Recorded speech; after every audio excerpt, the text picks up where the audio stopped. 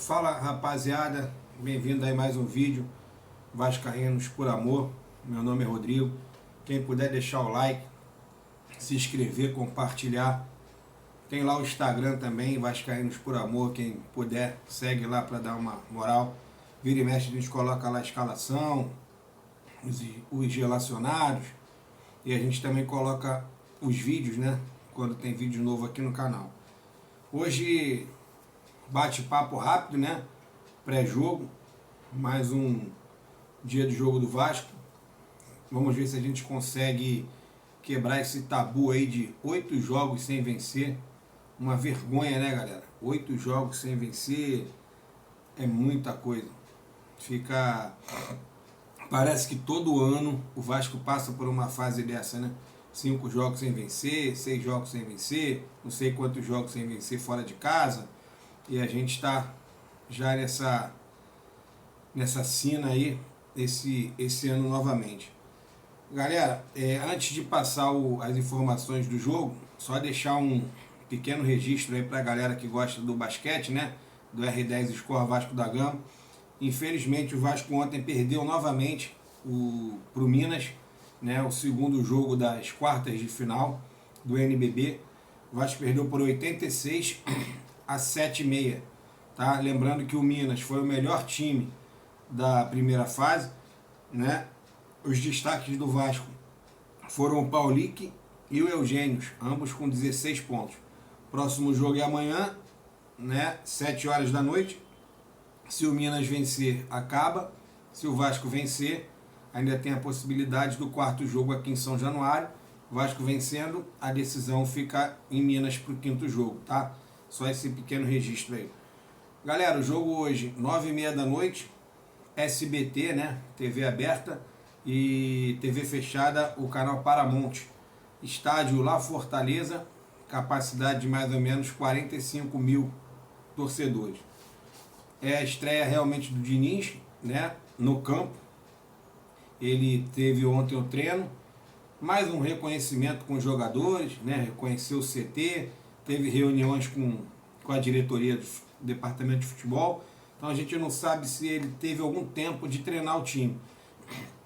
Então assim, pode-se especular o mesmo time que entrou contra o Vitória, pode-se especular outro time, porque muita gente diz que aquele time que jogou contra o Vitória já tinha o dedo do Diniz, por causa do Esforza, e hoje no Net Vasco, no GE, já tem outro time. Então assim, acho que é muita especulação, porque teve muito pouco tempo de treino. Então eu acredito também que o Diniz siga um fluxo, né, do time que já está jogando, não vai mexer muita coisa, até porque é o primeiro jogo, ele não treinou. Acredito que para sábado contra o Fortaleza, dependendo do jogo de hoje, ele tem mais tempo para treinar, pode ser que mude alguma coisa. Galera, eu peguei aqui no Net Vasco as prováveis escalações, né, do Lanús. Lozada, Mendes, Esquerdós, Ronaldo Lopes, Martite, Medina e Cardoso. Marcelo Moreno, que é o destaque do time, né? Deu uma canseira na zaga do Vasco aqui no jogo em São Januário. Ele é o ex-jogador do Curitiba. Carreira, Sálvio e Cabreira. O Vasco, né? Provável escalação: Léo Jardim, PH, João Vitor, Luiz Gustavo e Piton. Aí o meio campo, Hugo Moura, Tietê ou Jair, Coutinho, Nuno, Ryan e Verrete. E o técnico do Lanús é o Maurício Peregrino, e o técnico do Vasco é o Diniz. Galera, assim, eu não sei por que ainda estão... Deve ser realmente porque o Ryan precisa ser vendido no meio do ano. Essa insistência com o Ryan, né? O Ryan não tem jogado, não tem produzido nada.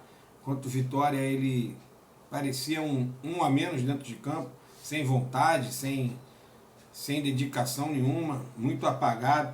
Então provavelmente essa forçação de barra para ele jogar deve ser porque o Vasco precisa vender o Ryan no meio do ano.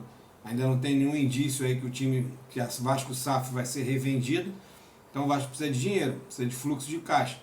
E o Ryan é a bola da vez aí para ser vendido. Por isso que ele deve estar na vitrine jogando para poder não ofuscar, né? Não apagar esses times lá de fora que estão querendo comprar ele. Então vamos lá, gente. Classificação, tá? Hoje, lembrando também que tem Porto Cabedelo e Melgar, tá? No mesmo horário, o Porto Cabedelo joga na Venezuela contra o Melgar. Então, só para a gente ter uma ideia como está o grupo, o Lanús tem 8 pontos, com saldo de 4. É bom a gente falar o saldo porque é critério de desempate. O Vasco tem 5 pontos, com saldo menos 2. O Puerto Cabedelo tem 4, com saldo 1. Muito em função da goleada que deu no Vasco. Eles aumentaram o saldo e o Vasco piorou seu saldo.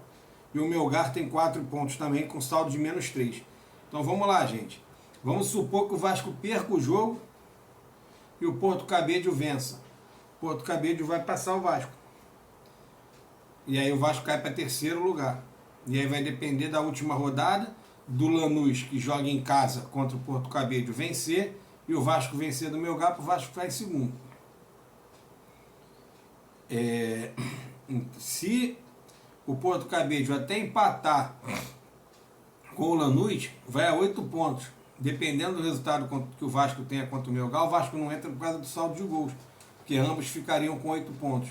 Então assim, o Vasco precisa pelo menos empatar hoje, porque aí vai para a última rodada ainda com alguma chance. Que vai o Porto Cabedelo, mesmo que empate com o Lanús, iria a 8 e o Vasco vencendo iria a 9. O Vasco ficaria em segundo do grupo, disputaria contra o terceiro que vem da Libertadores. Então, o Lanús hoje, no Campeonato Argentino, é o 7º colocado, tem 20 pontos, 4 vitórias, 8 empates e 4 derrotas, tem 13 gols de saldo, 13 gols pró e 11 gols contra. Essa é a campanha do Lanús no Campeonato Argentino. E o Vasco, pífia, 17ª colocação, com 7 pontos, 2 vitórias, 1 derrota e incríveis 5 derrotas. 8 jogos, o Vasco já perdeu 5 vezes no Campeonato Brasileiro. É muito preocupante, é alarmante, é quase que desesperador, porque você imagina aí o próximo jogo contra o Fortaleza em São Januário, um jogo duro, onde o Vasco vai ser obrigado a vencer, de um Fortaleza que vem de um resultado de 5-0 contra o Juventude, que é um time que tem a mesma quantidade de pontos ali que o Vasco, 7 pontos na tabela. Então é muito complicada a situação do Vasco. É torcer para o Diniz hoje. Eu confesso não estar muito esperançoso com o trabalho de Diniz. Eu vejo aí alguns canais de Vasco apontando o Diniz como a única solução. Eu não vejo os últimos trabalhos do Diniz, não me empolgam, né? Você ter a seleção brasileira, onde você tem um craque e você não consegue implantar o seu futebol.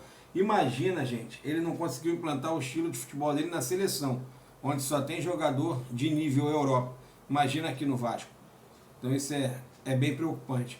Galera, um abraço aí, quem puder se inscrever, compartilhar, deixar o like, comenta aí que é importante.